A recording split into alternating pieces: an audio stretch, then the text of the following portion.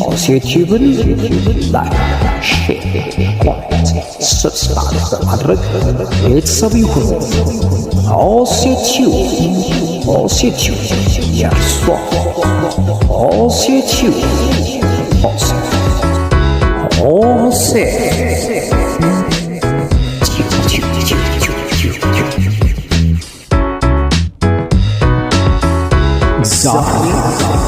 ያድነው ያድነው እግዚአብሔር።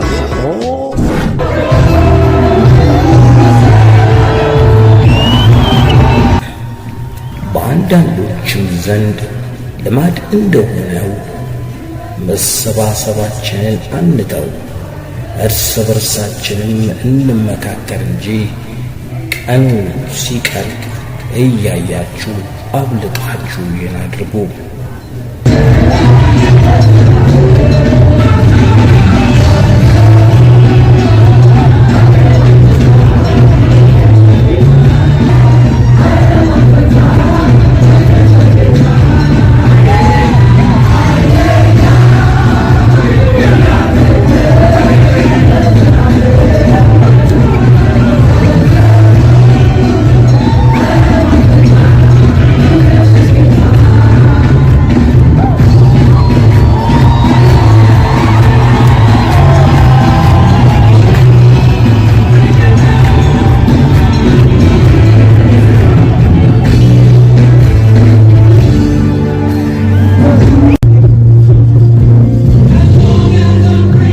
የሆሴቲዩብ አድማጭ ተመልካቾቻችን እንደምን አላችሁ? ይህ የእናንተ ቲዩብ ሆሴቲዩብ ነው። ውድ አድማጭ ተመልካቾቻችን በቅዳሜና እሁድ በተደረገው የቅዱሳን ህብረት የነበሩትን ክዋኔዎች ለእናንተ ልናስመለክታችሁ ወደድን። በዕለቱ የነበረውን ሁናቴና ቅዱሳን አንድነት በምን መልኩ አለፈ፣ እንዴትስ ነበር የሚለውን በጥቂቱ አንዳንድ ቅዱሳንም ስለነበረው ቆይታና ስለሚኖረው ቆይታ ምን ጠበቃችሁ፣ እንዴት አገኛችሁት ብለን ጠይቀናቸዋል። መልሳቸውን እናጋራችሁ። በአንዳንዶች ዘንድ ልማድ እንደሆነው መሰባሰባችንን አንተው፣ መሰባሰባችንን አንተው።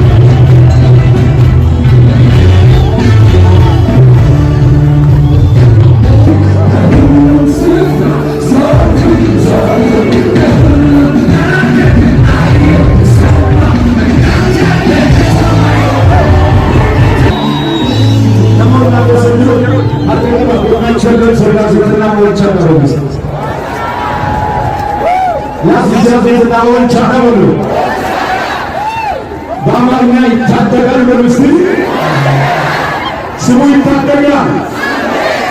ሃሌሉያ።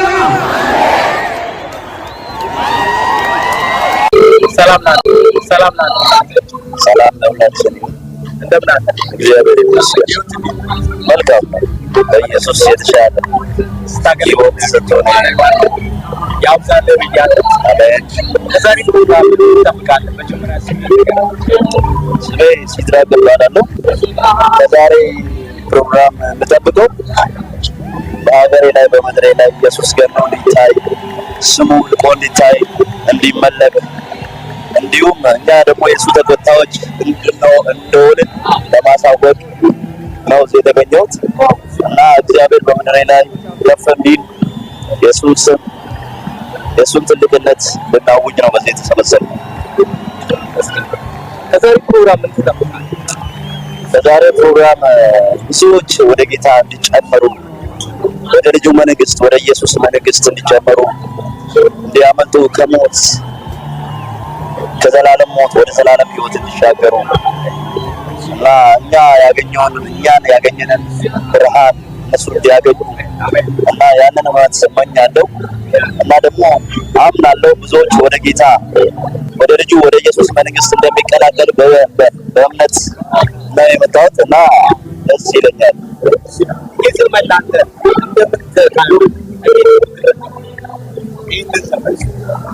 በዘመን እውነት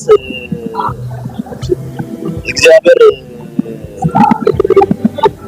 እኛ ያው ከአባቶች ከእናቶች እና ለኛ የደረሰው ከእነሱ ነው እና ዛሬ በእኛ ዘመን ደግሞ እግዚአብሔር ይሰራል። እግዚአብሔር አለ። እግዚአብሔር ትልቅነቱ ክንዱ ብርታቱ ይገለጣል ብዬ አምናለሁ በእኛ ዘመንም እና እግዚአብሔር መልካም አንድ አይነት ፕሮግራም መደረግ ክርስቲያኑ ማህበረሰብ ትልፋለ ብለህ ታስባለህ? አንደኛ ነገር በህብረት እግዚአብሔር በህብረት ውስጥ ህይወትም በረከትም አስቀምጧል እና ህብረቱ ትልቅ ነገር እና በመጀመሪያ ህብረት የክርስቶስ ህብረት ነው እና በዚህ ህብረት ውስጥ ህይወትም አለ በረከትም እንዳለ እናምናለን። ቃሉም እንደዛ ይለናል እና ህይወትም በረከትም ለዘላለም አስቀምጫለሁ ስለሚል ህይወትም በረከት በህብረት ውስጥ እንዳለ አምናለሁ እና ይህን ይመስላል።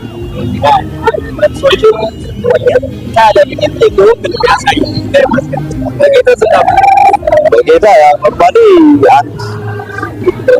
16-17 ዓመት ይሆነኛል። ቤት 17 ዓመት ጌታ ይመስገን። እንዴት ነው ጌታ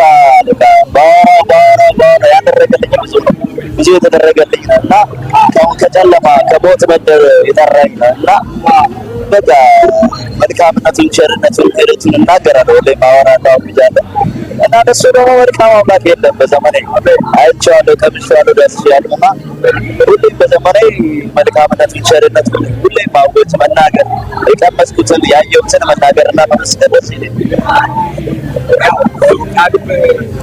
ሐዋርያት እንዳሉት ያየሁትን የሰማ የቀመስኩት የዳሰስኩት አምስቱን ሐዋሳታቸው ዳሰሱ። በስድስተኛው ደግሞ ሴንስ አድርገውታል፣ ተሰምቷቸዋል፣ አስገብተውታልና ያው አሁን ብለህ ታስባለህ? በደንብ ነው ለኔ የደረሰው። እግዚአብሔር በጣም ኢየሱስን የመሰለ አምላክ የለም በዘመኔ አይቼዋለሁ።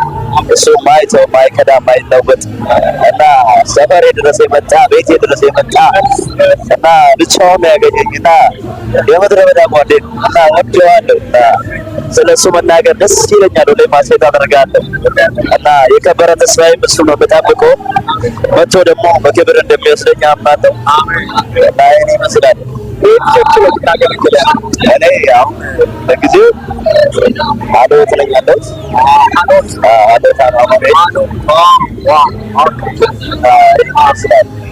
አሁን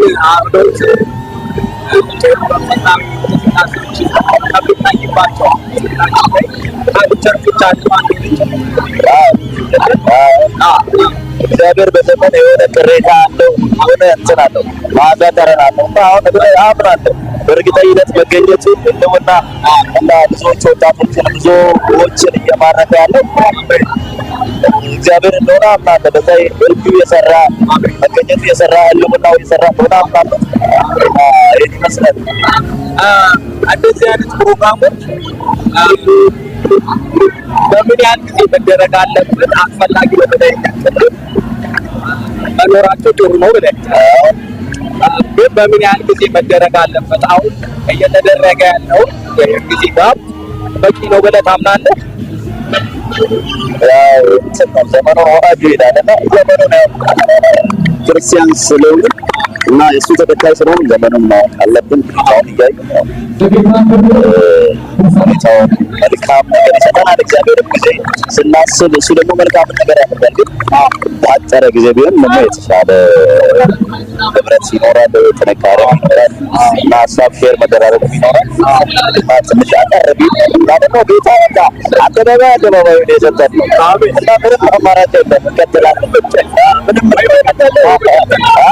ይሄን ይመስላል እና ጌታ በምድራችን አደባባይ ጌታ ይመስገን። ጌታ ይመስገን። አሁን ቀሪ ጊዜያቸው ጌታ እንደሚባርከን እናምናለን። አንተም እያስተናገድክ ነው። ትብብር በጣም ነው የማመሰግነው። ይሄ የሚተላለፈው በኦቲቲዩብ ላይ ነው። ኦቲቲዩብ ላይ በረከቶች የሚገኙባቸው መንፈሳዊ ነገሮች ይተላለፋሉ። ኮሜንት አድርገውና ከወደድከው ሰብስክራይብ ታደርጋለህ።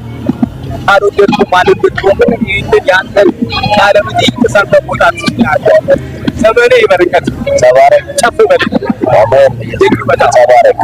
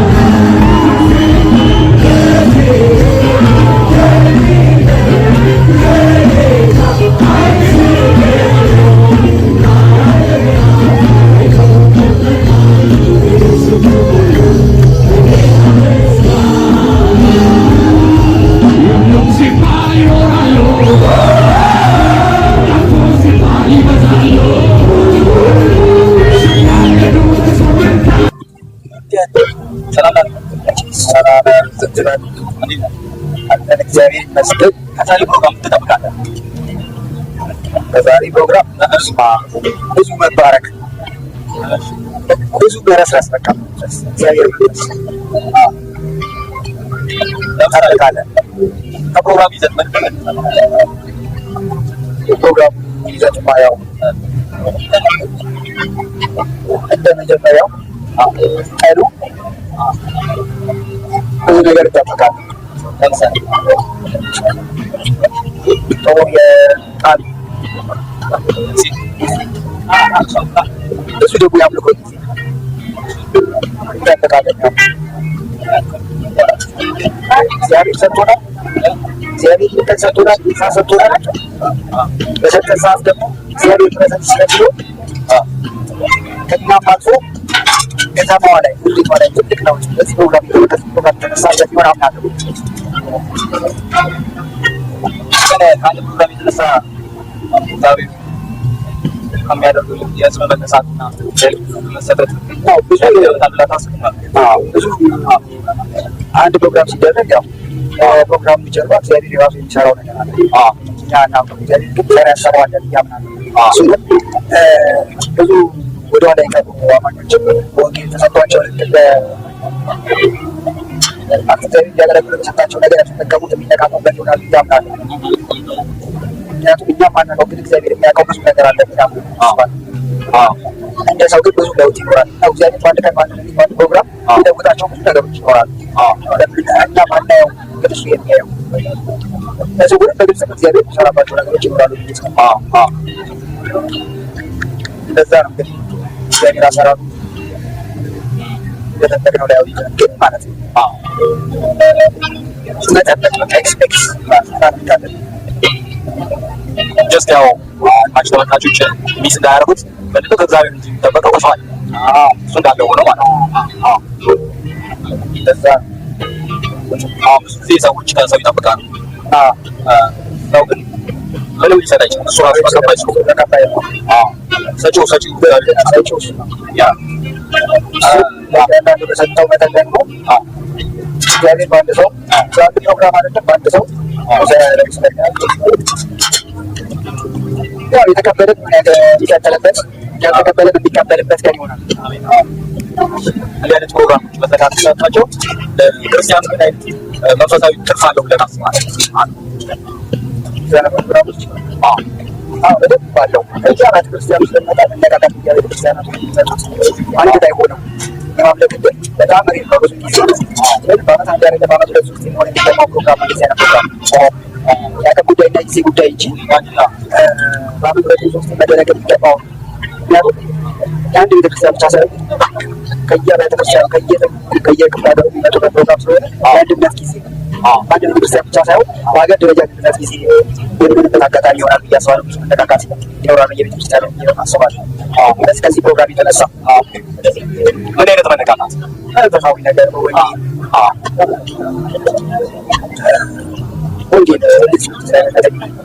ይህ ግብጽ ብቻ ራሱ ከዚህ ብቻ ራሱ ስንት ኪሎ ሜትር ይሸፍናል? በዳስ እዚህ አዲስ አበባ ውስጥ ሰው በዚህ አካባቢ በዚህ ምክንያት ደግሞ እግዚአብሔር ያገኛል ያሰማት ነፍስ ትኖራለች። ቀና የሆነች ነፍስ ትኖራለች። ለአንድ ለሁለት ሰው ብቻ ፕሮግራም የተሰራው እግዚአብሔር ሀሳብ ማለት ነው። ለእግዚአብሔር ለአንዷ ነፍስ ግድ የሚለው ስለዚህ እንደዛ እግዚአብሔር ሀሳብ ማየት ያለብን ከብዛት አይደለም። ብዛትና ጉዳት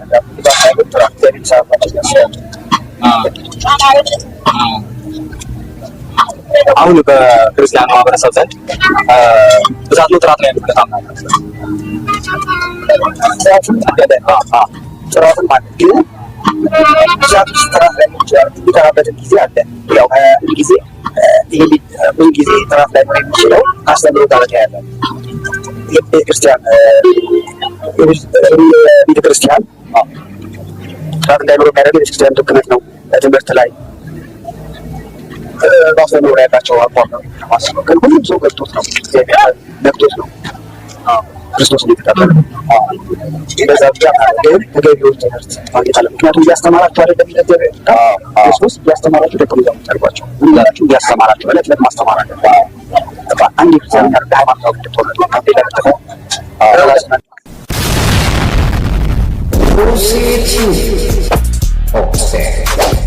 like, share, subscribe.